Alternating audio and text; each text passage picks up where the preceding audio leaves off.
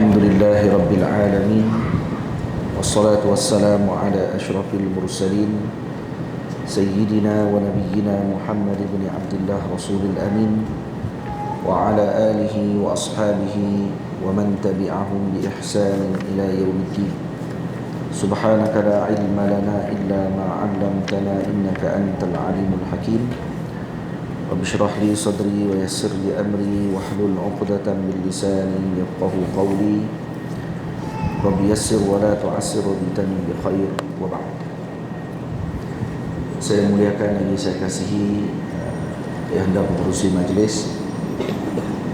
Saya hormati Tuan Imam Masjid Al-Bukhari, ahli jawatan kuasa masjid, tuan-tuan guru, para asatizah,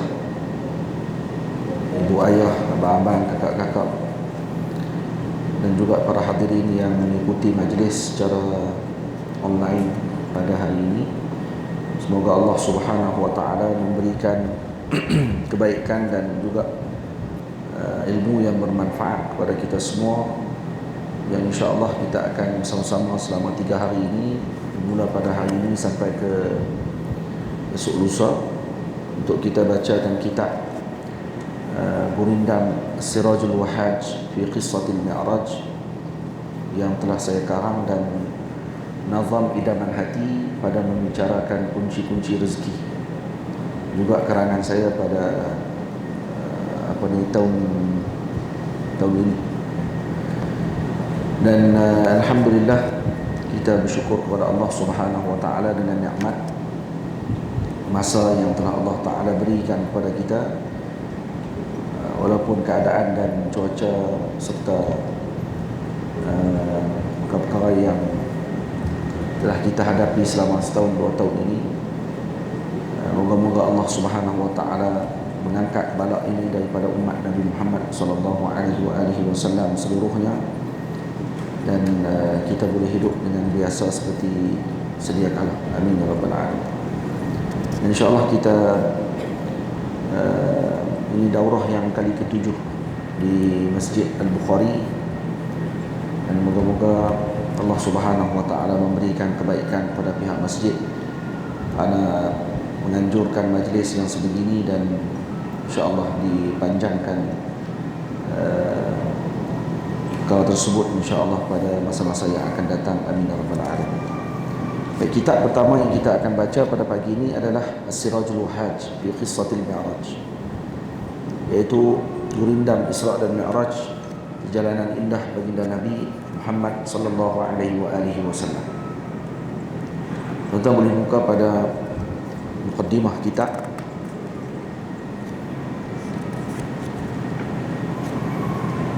Kalau hak Jawi muka surat 28, kalau yang Rumi muka surat inilah, muka surat yang sebelum muka surat pertama. Dia ada dua-dua sekali dalam ni. Rumi pun ada, Jawi pun ada. Rumi bahagian kiri, Jawi bahagian kanan. Itu juga dengan Idaman Hati, sama juga ada 2 edisi dalam satu kitab. Rumi bahagian kanan, Jawi bahagian kanan, dan Rumi bahagian kiri. Baik, bismillahirrahmanirrahim. Alhamdulillahi rabbil alamin, wassalatu wassalamu ala sayyidil mursalin sayyidina Muhammadin alladhi asra bihi Allahu, jatuh Allah, tulis Allah, asra bihi Allahu,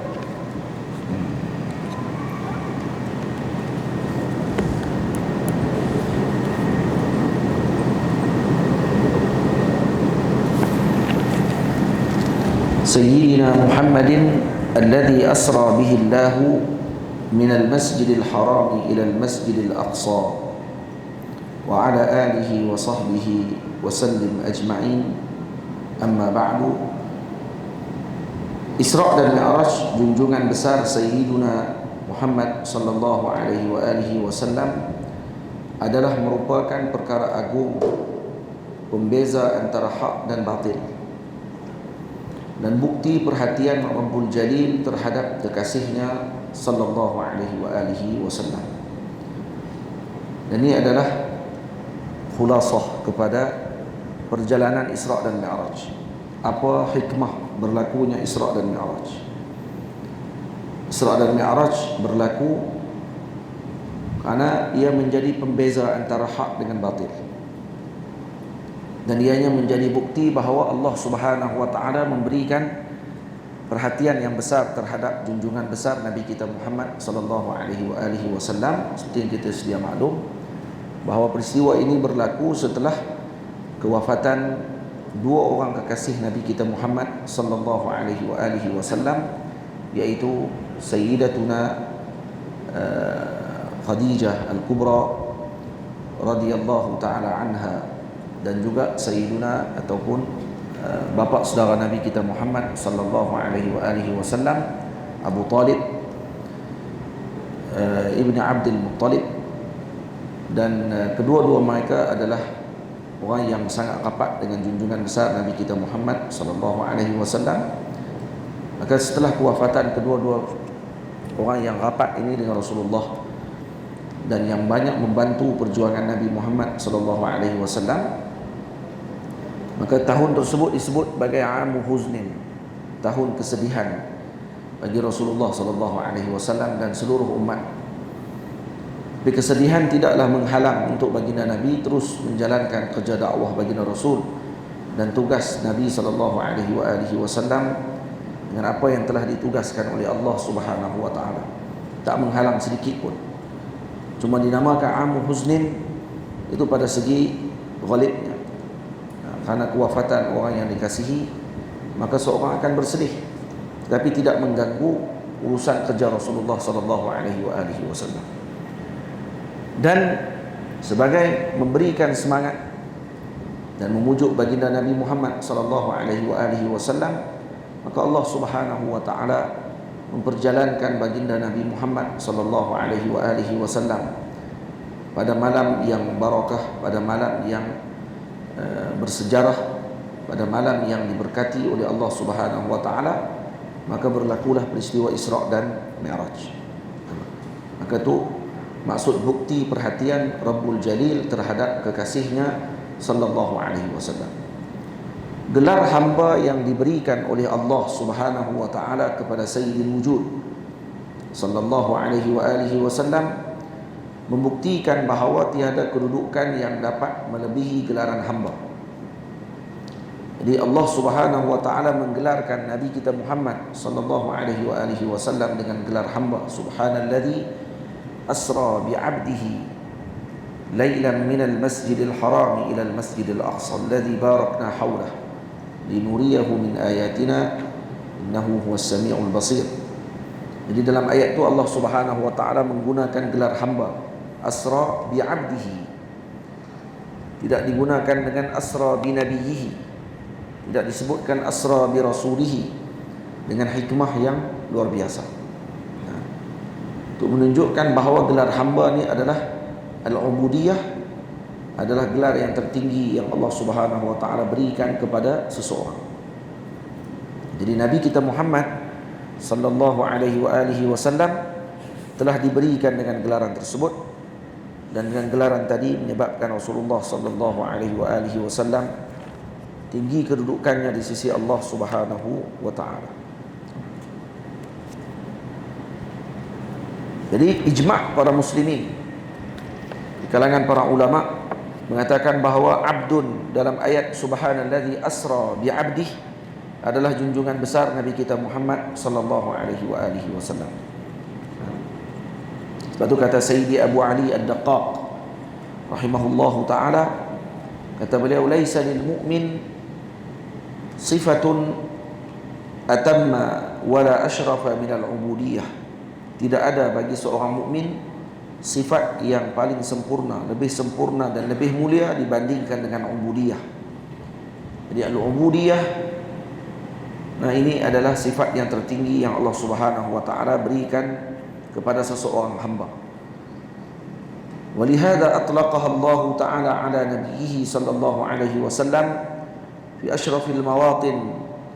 Sebab itu Allah taala meletakkan gelar hamba kepada Nabi Muhammad sallallahu alaihi wasallam dalam banyak tempat-tempat yang mulia sebutannya. Contoh Allah Taala sebut dalam surah Isra yang kita akan baca ni, dalam peristiwa Isra dan Mi'raj, subhanalladzi asra bi'abdihi. Kemudian dalam surah Al-Kahfi, alhamdulillahilladzi anzala ala 'abdihi al-kitaba. Itu pun abdi digunakan. Kemudian dalam surah Furqan, tabarakalladzi nazzala al-furqana ala 'abdihi, juga guna abdi.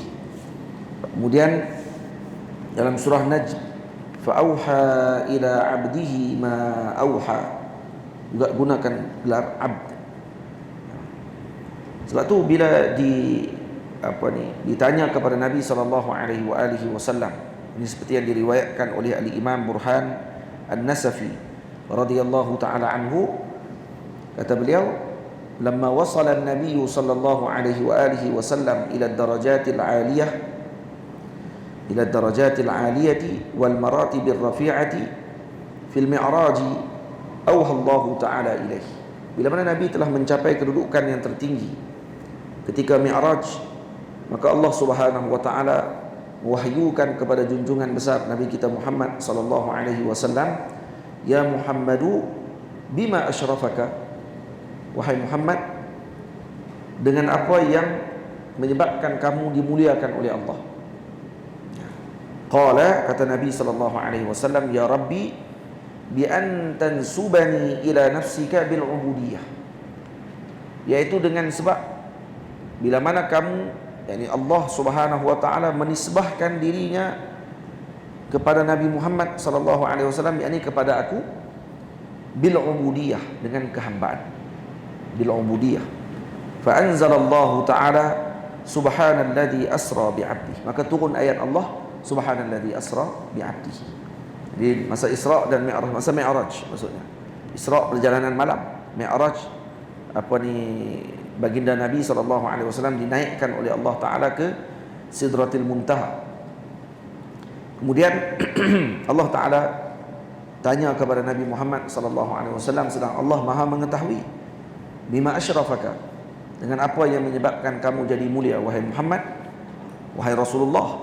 Maka kata Nabi, ya Rabbi bi antan subani ila nafsik bil ubudiyah, yaitu dengan kamu menisbahkan ubudiyah kepadamu dengan dirimu.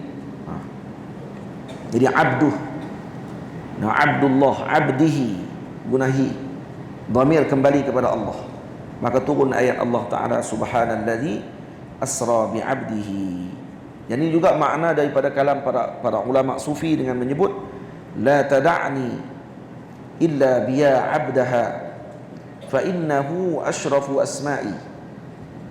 La tada'ni illa biya 'abdaha, jangan kamu panggil aku, kata penyair ni, seolah menyebutkan lisanul hal bagi Nabi Muhammad sallallahu alaihi wasallam dengan menyebut la tada'ni illa biya 'abdaha, jangan kamu menyebutkan aku melainkan dengan wahai hambanya. Fa innahu asyrafu asma'i, karena itu sebaik-baik gelarku, sebaik-baik namaku yang disebutkan kepadaku. Jadi para ulama bincang panjanglah berkaitan dengan al-abdu wal ubudiyah wal ubudah. Nah, itu ada istilah-istilah yang digunakan para ulama sufi dalam menerangkan kedudukan kehambaan yang sangat tinggi. Mana itu dibahas oleh ulama secara khusus tentang perkara tersebut. Jadi kalau ditanya kepada kita bagaimana ingin menjadi hamba Allah Ta'ala yang paling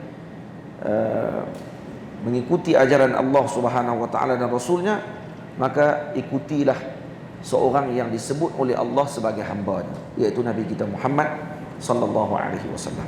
Karena tidak ada seorang yang sempurna kehambaannya kepada Allah melainkan junjungan besar Nabi kita Muhammad sallallahu alaihi wasallam.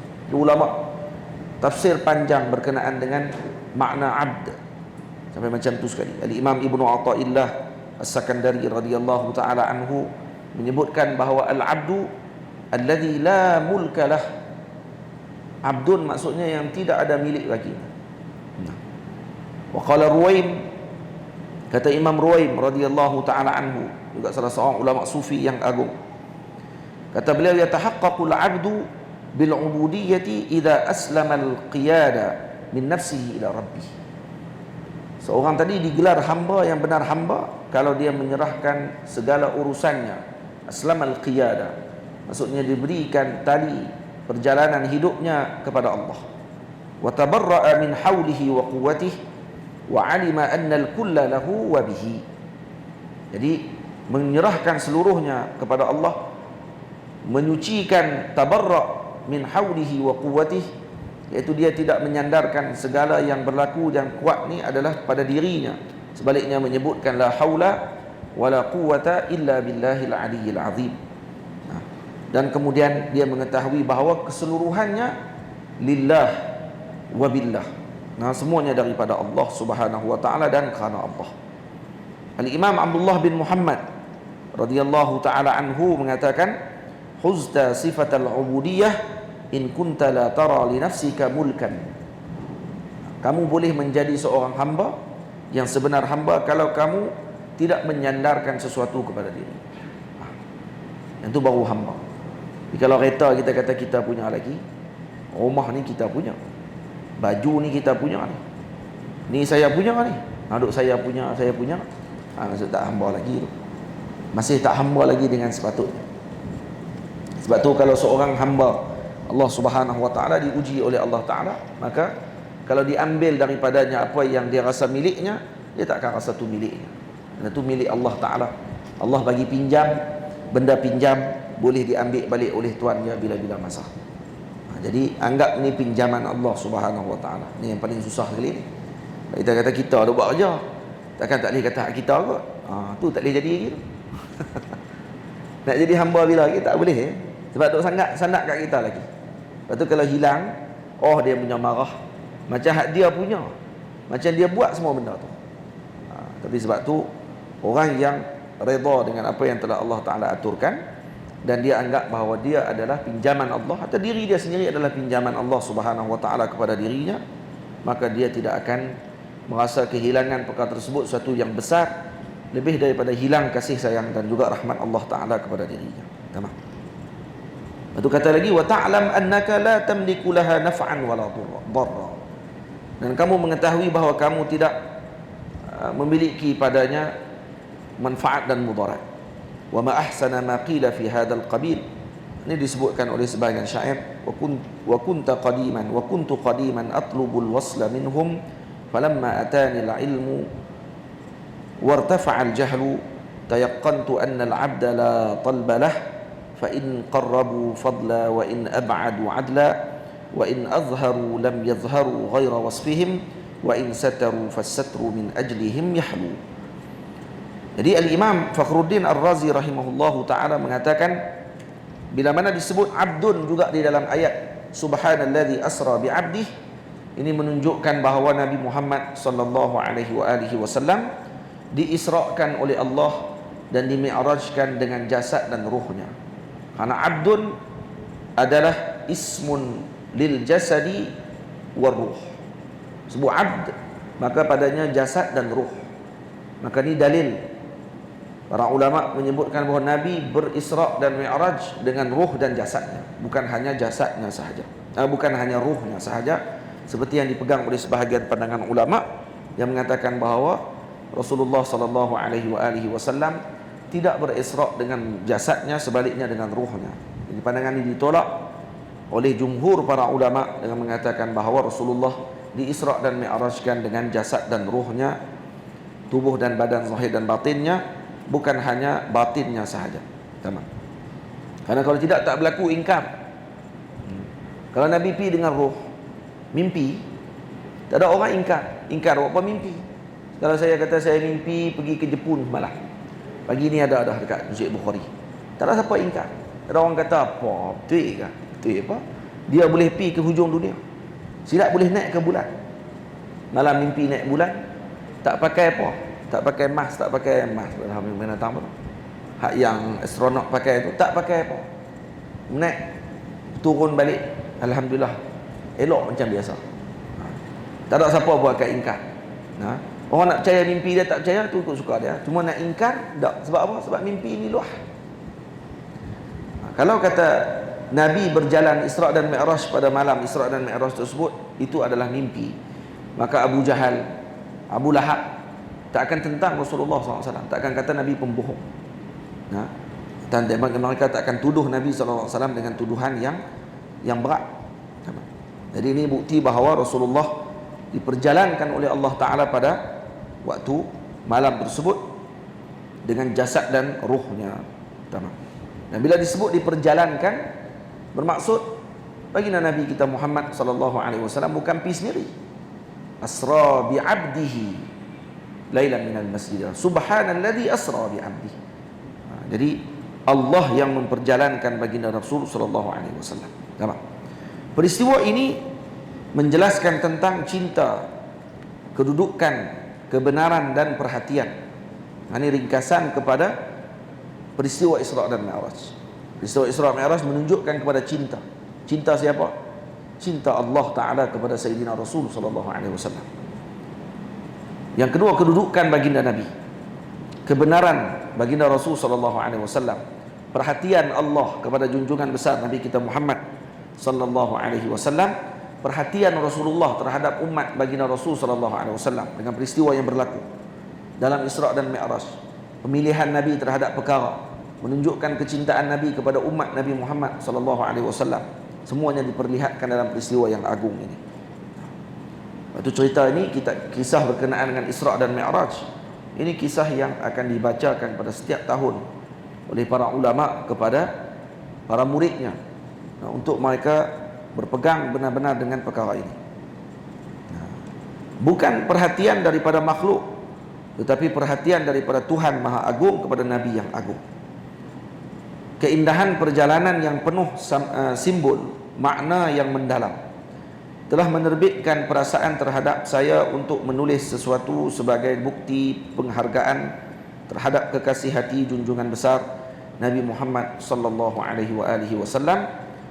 Semoga gurindam ini dapat menjadi bukti kecintaan ini. Saya karangkan ia agar mudah bangsa saya, yakni bangsa Melayu lah, memahami serta menelusuri kisah agung ini dalam bentuk yang jarang dikarang oleh ilmuwan Melayu. Karena banyak yang mengarang dalam bentuk nasar, kurang yang mengarang dalam bentuk syair. Maka saya karang dalam bentuk syair. Untayan syair ini adalah hasil gabungan beberapa tulisan para ulama terdahulu, seperti karangan Al-Imam Ibn Hajar Al-Asqalani radhiyallahu ta'ala anhu, karangan Al-Imam Suyuti radhiyallahu ta'ala anhu, dan juga karangan Al-Imam Najmuddin Al-Ghaiti rahimahullahu ta'ala wa radhiyallahu ta'ala anhu. Jadi ini antara karangan yang saya jadikan panduan sebagai hasil karangan ini, yang terbitlah lebih kurang 113 bait syair. Ini tak keluar syarah dia lagi ni. Ini baru matan dia saja. Syarah dia nanti akan keluar insya-Allah taala. Kalau ada anak murid saya seorang ni. Ini saya zawiyah ada 14 orang anak murid ni duduk depan ni, baju putih ni. Ada 14 orang ni. Kalau salah seorang daripada mereka boleh tulis balik syarahan ni, dan nanti akan keluar syarahan bagi kitab ni insya-Allah taala. Untayan syair ini adalah saya dah baca tadi.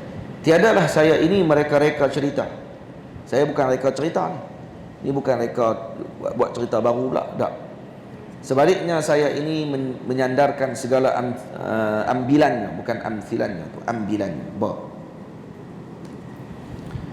Sebaliknya saya ini menyandarkan segala ambilannya daripada sumber-sumber yang terpercaya.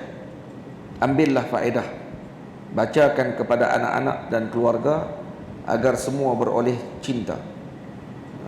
Bacalah ini, kalau kata ada rezeki masa setelah selesai kitab ni didaurahkan, boleh dibaca kepada keluarga kita sebelum dibaca kitab-kitab yang besar-besar yang lain yang kita pelajari berkenaan dengan Isra' dan Mi'raj.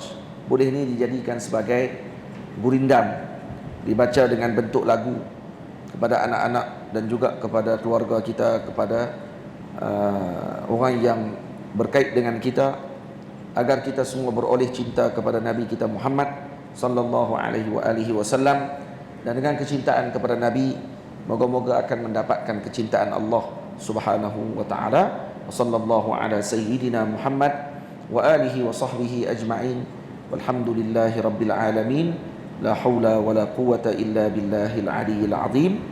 Ini saya karang muqaddimah ni, saya karang di Pedu pada bulan Rejab yang lalu. Tapi kitab ni siap dikarang oleh saya, kalau tak salah saya, ketika saya di Mesir. Masih belum pulang lagi waktu tu. Cuma muqaddimah ni saya siap lambat. Biasanya gitulah. Tulis kitab dulu, muqaddimah baru tulis.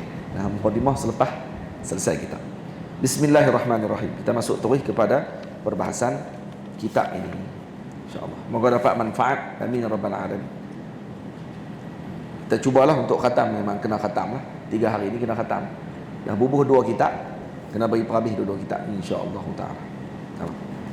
Jadi kita nak kena bahagi satu kitab 1 jam. Bagilah sampai pukul 11 lebih kurang kan. 11 kan Ustaz? Pukul 11.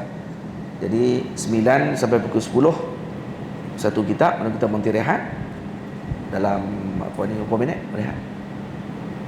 15 minit. Dan 15 minit.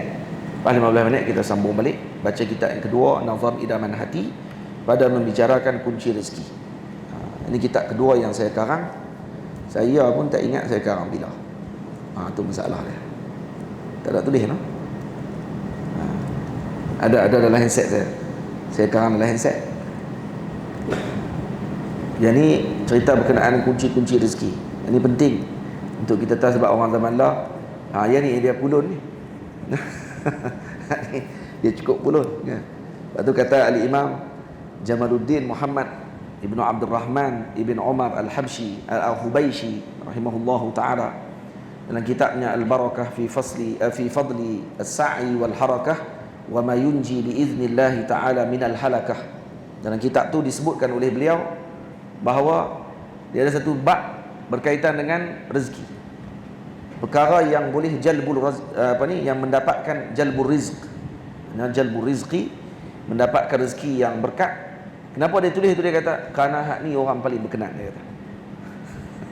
Kerana hati manusia ni cukup gemar dengan dunia, maka aku karang ni untuk menyebabkan hati mereka terarah kepada ibadah. Maksudnya nak dapatkan rezeki, tapi hati terarah kepada ibadah juga kepada Allah Subhanahu wa taala. Bukan rezeki saja semata-mata. Seperti yang berlaku sekarang. Zaman lah marketing ni dan sebagainya, akhirnya lupa dengan Allah. Tak kisah dah dengan apa sahaja pandangan dan juga pandangan para ulama dan para awliya Allah Subhanahu wa taala. Yang penting kami berjaya jadi jutawan. Hak tu yang dia kira. Hampa nak maki ke, hampa nak kata apa, ikut suka. Dalam kitab ni sebagai panduan. Banyak para ulama sufi, junjungan besar Nabi kita Muhammad sallallahu alaihi wasallam telah menunjukkan jalan dia. Macam mana cara nak dapatkan rezeki. Sebab yang paling utama adalah barakah. Bukannya kaya tapi tidak ada apa-apa. Ada orang kaya sungguh-sungguh tapi hatinya gundah gulana, sedih setiap masa, fikir masa tak ada masa nak tidur. Akhirnya duit dihabiskan untuk kesihatan dia. Ada orang biasa, tenang saja kerja dia, sakit kurang boleh bagi sumbangan pula, boleh bagi pula orang panggil kebahagiaan kepada keluarga dia dan diri dia. Macam-macam Allah Ta'ala uji ni macam-macam. Jadi ada orang diuji dengan kekayaan, ada orang diuji dengan kemiskinan, dan masing-masing yang paling utama adalah nilaiannya di sisi Allah Subhanahu wa taala. Kalau kaya diberikan oleh Allah Ta'ala dengan panduan dan juga boleh untuk membantu umat Nabi Muhammad sallallahu alaihi wasallam, maka ini kaya yang terpuji. Kalau miskin dan dia bersabar dengan kemiskinannya dan mengingati Rasulullah sallallahu alaihi wasallam dalam kehidupannya, maka dia menjadi miskin yang bersyukur, miskin yang bersabar dengan apa yang telah Allah Ta'ala anugerahkan kepada dirinya. Maka ini akan menyebabkan dia akan jadi orang-orang yang dekat dengan Allah dan Rasul sallallahu alaihi wasallam. InsyaAllah itu nanti kita akan bahas pada sesi yang kedua bagi daurah pada pagi ini, insyaAllah. Baik, kita mula dulu dengan kitab Sirajul Wahaj fi qissatil mi'raj. Bismillahirrahmanirrahim. Kenapa Ustaz tak sebut Isra sekali? Sirajul Wahaj fi qissatil Isra'i wal Mi'raj. Iktifaan, kata ulama balaghah. Dalam ilmu balaghah disebut ni dalam bahagian iktifa. Disebut Mi'raj memadai dengannya, sebut sekali dengan Isra. Kerana Mi'raj tidak berlaku melainkan setelah Isra. Jadi saya sebut ni dengan iktifaan. Dalam Quran Allah Ta'ala sebut taqikumul har. Taqikumul har, maksud dipakai pakaian untuk menjaga kalian daripada har, daripada kepanasan. Panas saja ke baju kita ni? Untuk jaga kita daripada panas, tak, sejuk sekali, wal bar. Dan sekali dengan sejuk sekali. Tapi tak disebut dalam ayat tu. Tak disebut pada pakaian ini boleh menjaga kita daripada panas dan sejuk. Allah Ta'ala sebut sejuk saja, sebut panas saja, sejuk tak sebut. Maka kata ulama balaghah, disebut oleh Allah dalam ayat ni ala sabilil iktifa, dengan sekadar menunjukkan kepada apa dia, dengan sabil iktifa. Iktifa maksudnya memadai menyebut itu, difahami daripada sebutan tadi maksud yang kedua. Macam tu juga dalam kitab ni qasidah Gurindam As-Sirajul Wahaj fi qissatil Mi'raj, ai dengan maksud fi qissatil Isra'i wal Mi'raj. Kerana Isra' berlaku sebelum daripada Mi'raj. Bismillahirrahmanirrahim. Maulaya salli wa sallim daiman abada ala habibika khairil khalqi kullihim. Saya mulakan setiap tajuk ni dengan dihentikan dengan bacaan Maulaya salli wa sallim daiman abada ala habibika khairil khalqi kullihim, dan juga untuk mengingatkan kepada para pembaca bahawa bacaan syair ini juga seperti bacaan Maulaya salli wa sallim daiman abada. Segala puji hanya miliknya Maha Kuasa. Maulaya salli wa sallim daiman abada ala habibika khairil khalqi kullihim. Segala puji hanya miliknya Maha Kuasa yang menjalankan hamba-Nya di malam mulia. Cara baca dia gitulah. Ini kalau santri boleh qasidahkan balik ni, baguslah. Segala puji hanya miliknya Maha Kuasa. Jadi segala puji hanya milik Allah Subhanahu wa Ta'ala yang Maha berkuasa,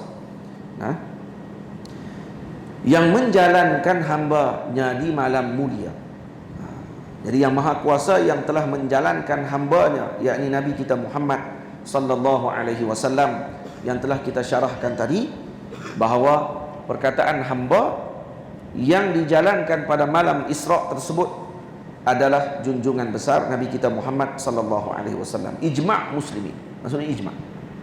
Jadi tidak ada orang yang mengingkari perkara tersebut di kalangan muslimin. Jadi siapa yang mengingkari perkara ni, maka dia telah khariqul ijma', menyalahi ijma', mencari ijma'.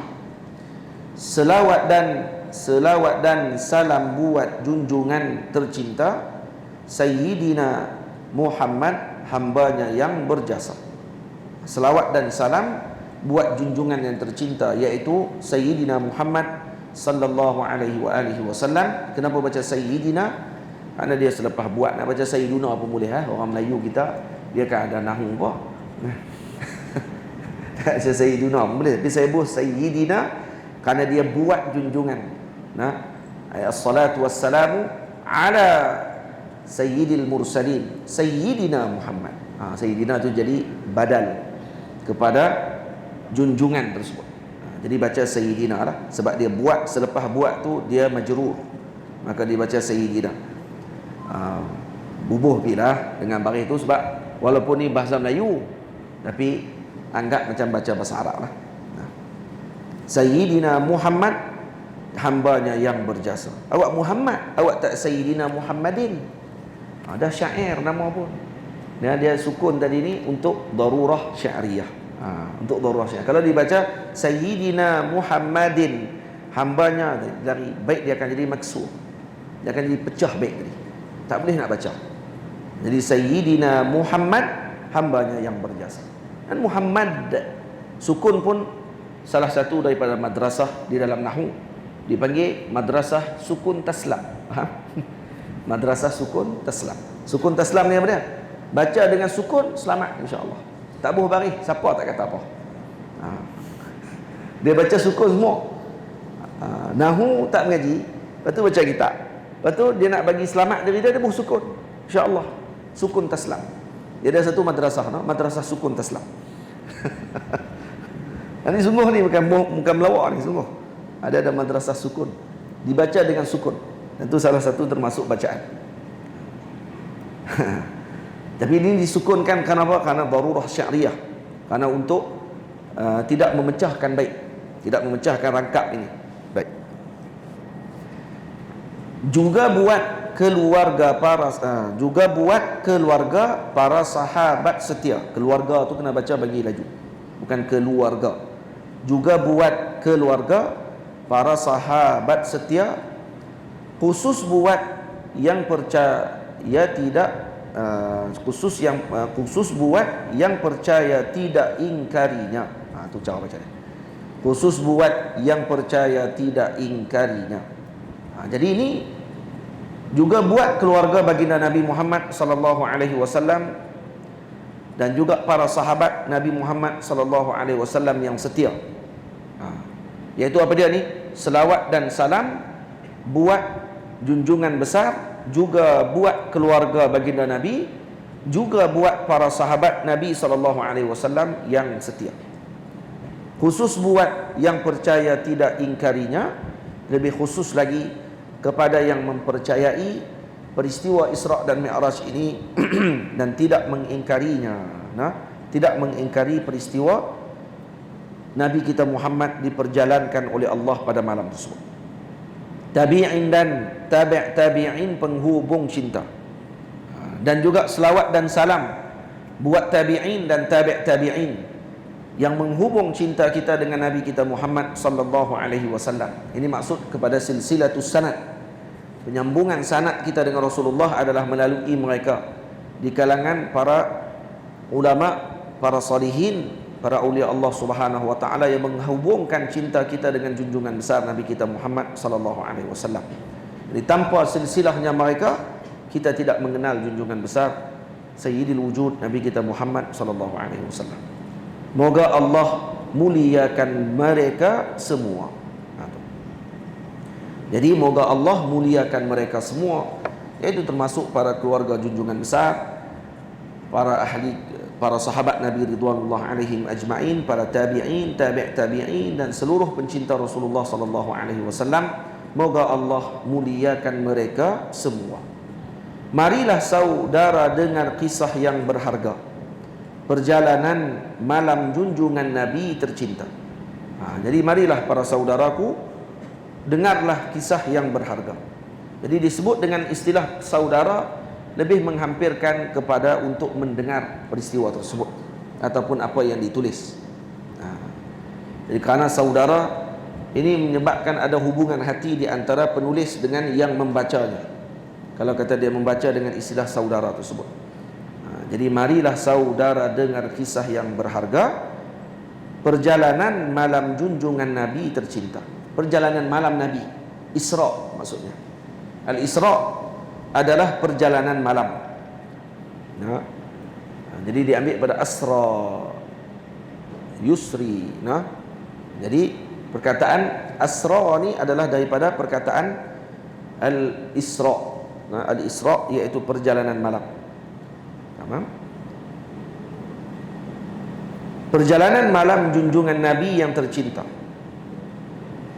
Tidak rugi jika kau tahu kisah begini, tambah imanmu, tambah cintamu pada Nabi. Jadi mengetahui tentang peristiwa ini tidak akan merugikan kamu.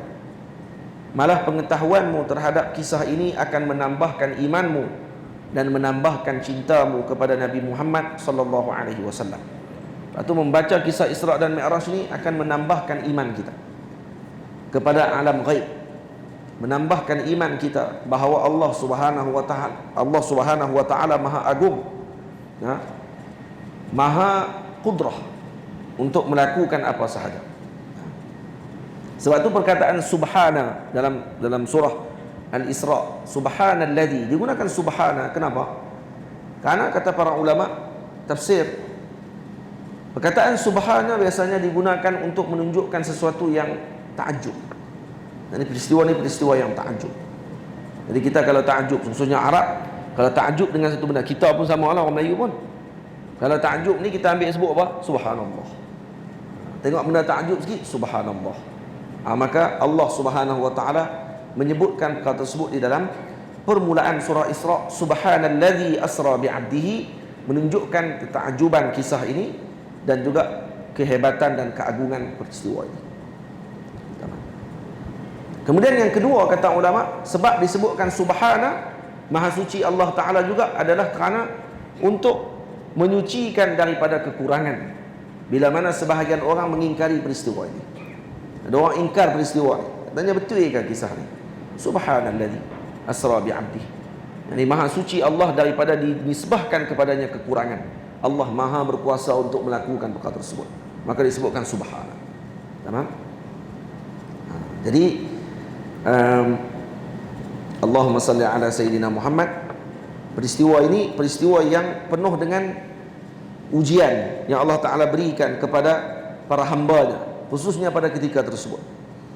Seolah mereka mengingkari peristiwa ini, dan menganggap bahawa ini adalah seakan-akan cerita yang tidak betul, kerana mereka berpegang dengan hukum adat tapi dianggap sebagai akal. Ini masalah kalau kata orang tak boleh nak bezakan antara hukum akal dan hukum adat. Lepas tu kalau kita faham masalah ni dengan baik dan masuk masalah berkaitan dengan tauhid tentang hukum akal, hukum adat, maka kita akan jadi mudah untuk mengambil manfaat dengan perkara ini.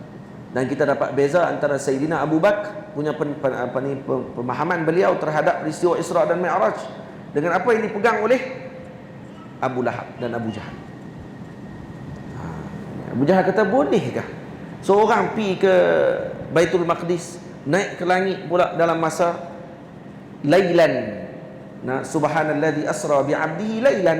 Lailan ay ba'du minal lail, sebahagian malam, sedikit sangat masanya daripada malam, bukan seluruh malam. Boleh jadikan macam tu, kerana dia berpegang dengan menganggap bahawa ini adalah perkara yang tidak boleh diterima akal. Kerana dia kata ni seolah dia rabit hukum tadi dengan akal. Jadi la yajuzul infikak, tak boleh berpisah antara sebab dengan musabab, tak boleh pisah. Dia kata mesti kena berapa tahun, berapa bulan perjalanan, 2 minggu perjalanan contohnya, pergi dan balik sebulan contoh, mesti sebulan. Dia pegang mesti dengan makna akal. Dia kata tak boleh terima akal. Itu dia guna tak boleh terima akal. Betul salah kalau ada orang sebut kata peristiwa Isra Mi'raj ni adalah peristiwa yang di luar akal kita. Kok mana? Luar akal tak masuk dalam kitab ni. Di luar adat kita. Adat kita ni, boleh ke orang ni boleh berjalan dalam masa tak sampai 1 malam, lebih kurang dalam 5 minit kata para ulama. Kalau ikut balik dalam bacaan hadis, Nabi SAW duduk dalam kain selimut. Dalam satu riwayat, Nabi keluar di Isra' dan Mi'raj kan, Nabi balik selimutnya masih panas. Dalam riwayat sebut. Dan kata para saintis, kain selimut ni, kalau kita berselimut dalam dia dan haba badan kita berada dalam selimut tersebut, dan kalau kita keluar daripada selimut tadi dan masuk balik dalam tempoh 5 ke 10 minit itulah, selimut tu masih lagi akan mengekalkan haba dalam ruang lingkup dia tadi. Lepas tu dia akan kembali sejuk macam biasa. Maknanya Nabi keluar dalam masa berlaku peristiwa tadi dan seumpamanya semua dalam masa tak sampai 10 minit. Macam mana benda tu boleh berlaku? Ya, tak heranlah kalau asra bi'abdi, yang menjalankannya Tuhan, yang memiliki waktu tu. Dan benda ni bukan benda yang mukhalafah bil aql, tapi hanya berbeza pada adat sahaja. Jadi itu kena beza. Lepas tu kata Imam Dardir rahimahullahu ta'ala, aqsam hukmi al-aqli la mahalah yal wujubu thumma al-istihalah thumma al-jawazu salisul aqsami fafham munihta lazzatal afhami. Ada 3 hukum akal, 3 hukum yang kamu kena ketahui. Aqsam hukmi al-aqli la mahalah. jenis ataupun kisim hukum akal ni ada 3. Hiyal wujubu summa istihalah. Hukum akal pertama wujub. Hukum akal yang kedua istihalah. Hukum akal yang ketiga jawaz. Summal jawazu salisul aqsami. Jawaz yang ketiga, fafham munihta lazzatal afhami. Faham ini baik-baik, kamu akan diberikan dengan kelazatan kefahaman yang baik terhadap masalah. Dan ketidakfahaman terhadap 3 hukum ni menyebabkan seseorang tadi menjadi orang yang tidak boleh ta'ammul dengan nas, tidak boleh melihat dengan apa yang dipandang oleh para ulama dengan tepat, dan akhirnya dia jadi pening. Tu yang ingkar mukjizat, ingkar karamat, ingkar perkara-perkara yang mana berlaku kepada para nabi dan para wali. Kenapa? Kerana tidak mengetahui dan memahami hukum akal ni dengan baik. Tak boleh nak beza akal dengan adat. Tak boleh beza antara adat dengan akal. Ini yang menyebabkan jadi kekeliruan dan kepincangan. Dan kata Maulana Syekh Ali Jum'ah hafizahullah ta'ala, kalaulah 2 bait ini, aqsamu hukmil aqli la mahalah, hiyal wujubu summa istihalah summa jawazu salisul aqsami fafhamu nihta lazzatal afhami. 2 bait ini kalau dipaham dengan baik, maka tidak akan berlaku kepincangan dalam pemikiran umat Nabi Muhammad di kalangan muslimin. Tak jadi Wahabi. Tak jadi Wahabi. Tak jadi etis. Tak jadi liberal. Tak jadi pahaman-pahaman yang pelik-pelik yang berlaku pada zaman sekarang. Masalah dia, kerana yang tu pun tak jelas. Tu tak kira lagi masalah ketuhanan. Sifat 20 tak mengaji. Tu yang Allah makhluk halus. Allah ni macam makhluk halus lah. Benda halus. Dah benda halus, makhluk halus pula. Allah makhluk jam terus. Tak tahu tak mana nak bagi robek balik, tak tahu tak mana. Ya, kita kata mungkin tersilap cakap, terlajak cakap, kerana terlalu nak marketing sangat, terlajak cakap. Kita tak kata dia kapiah, cuma terlajak cakap. Terlajak cakap ni kena buat apa? Kena mengaji ya. Jangan duk bertahan. Kena pergi mengaji. Itu sepatutnya. Ni tak kami faham apa yang dia maksudkan. Orang lain tak faham. Oh, mana faham Allah makhluk. Tiba-tiba Allah makhluk halus ni kok mana? Nak faham macam mana tu? Agak-agak nak syarah kok mana tu? Ni pening. Sebab tu kata pengajian tauhid, pengajian sifat 20 ni adalah pengajian yang ampuh.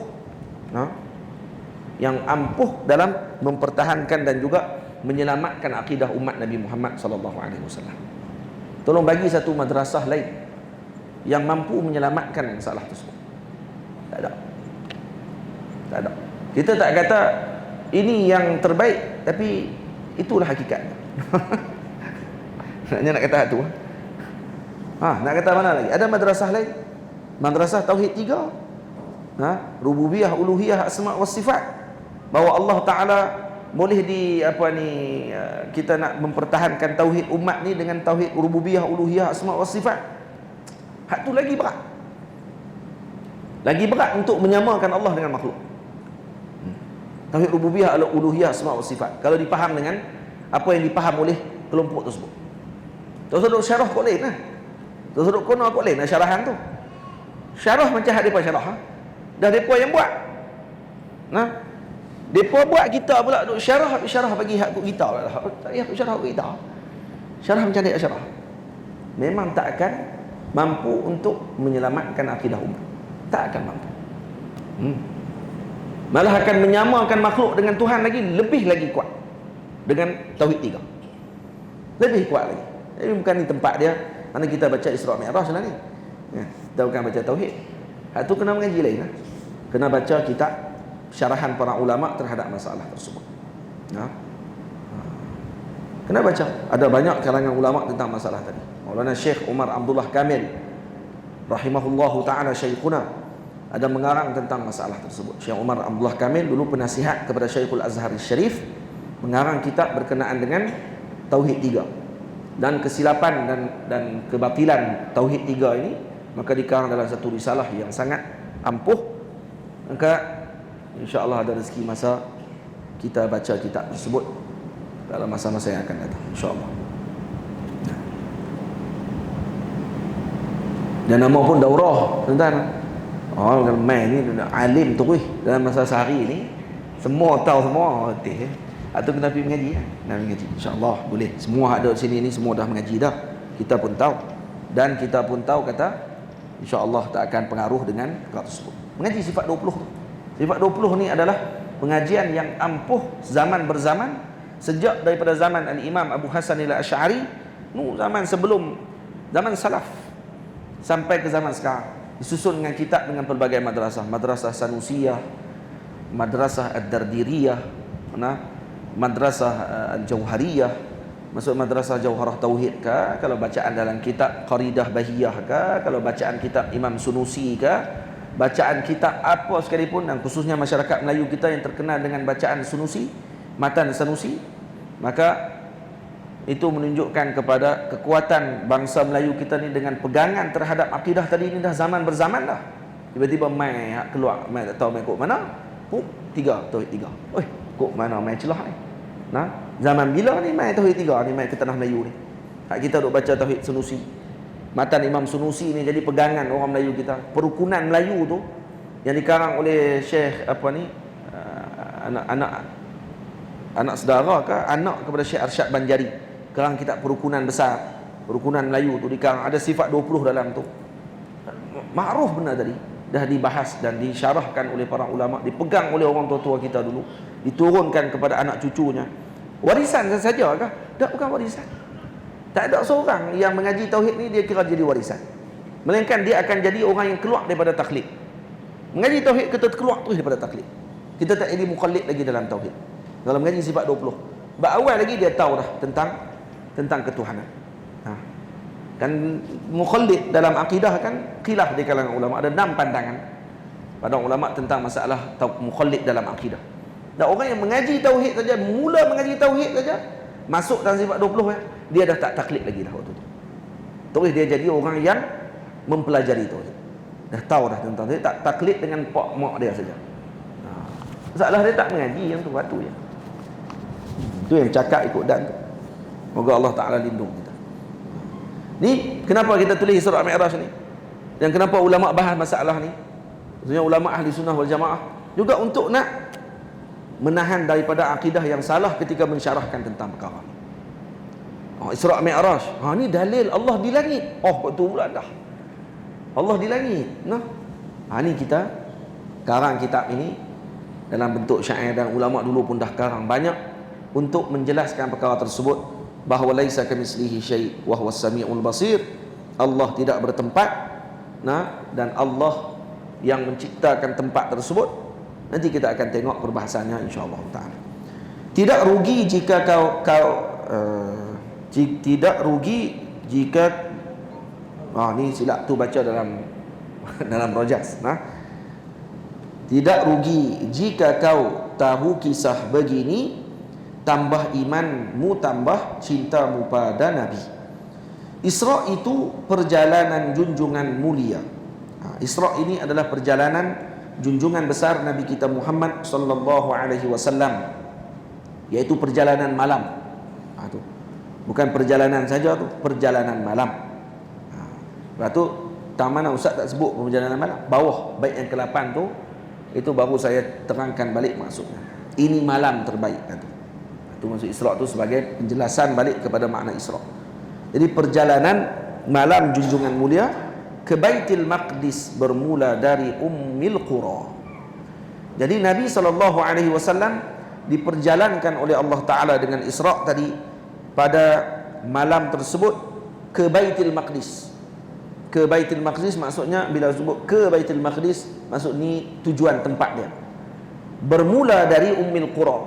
Min Ummil Qura, yani Madinah, daripada Makkah Al-Mukarramah, disebut dengan gelar Ummil Qura. Ummil Qura adalah Makkah Al-Mukarramah. Jadi bermula daripada mana? Bermula daripada Makkah Al-Mukarramah yang dimuliakan oleh Allah Subhanahu wa taala. Semoga Allah Taala memberikan rezeki kepada kita untuk melakukan haji dan umrah ke sana, amin ya rabbal alamin, pada tahun ini dan pada tahun-tahun yang akan datang. Ini malam terbaik buat Rasul tercinta bersama Jibril naik ke Sidratil Muntaha. Sebagian ulama mengatakan ini malam terbaik bagi Nabi kita Muhammad sallallahu alaihi wasallam. Malam terbaik bagi Rasulullah adalah malam Isra dan Mi'raj. Nah, gitu.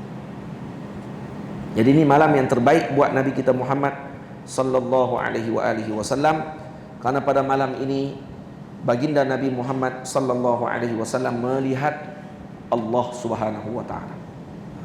Melihat Allah Subhanahu wa taala. Jadi bila kita baca dalam hadis, an ta'budallaha ka'annaka tarah fa in lam takun tarahu fa innahu yarak. Maka Nabi SAW kata martabat ihsan adalah an ta'budallaha ka'annaka tarah. Ka'annaka tarah. Nah, kamu beribadah kepada Allah Ta'ala seakan-akan kamu melihat Allah. Ka'annaka tarah.